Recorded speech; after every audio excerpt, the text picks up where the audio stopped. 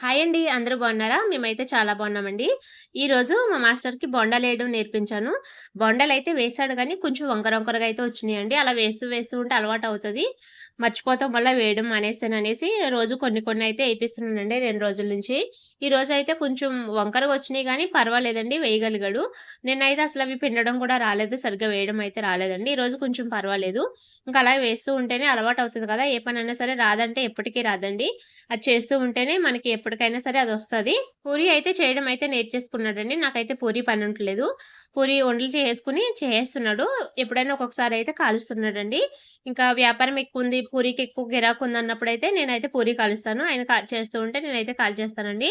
మా వారైతే గిరాకీ అమ్ముకుంటారు. ఈరోజు వ్యాపారం అయితే బానే ఉందండి. చేసుకున్నవన్నీ కూడా అమ్ముడైపోవచ్చినియి.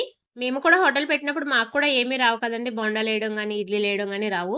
ఇంట్లో చేసుకున్న అలవాటు మీద అలా కొద్ది కొద్దిగా వంకర టింకరగా ఎలాగైతే వేసేసేదాన్ని. తర్వాత తర్వాత అయితే అలవాటయిపోయిందండి. నేనెలా నేర్చుకున్నానో ఎవరైనా సరే అలాగే కదా నేర్చుకుంటారు.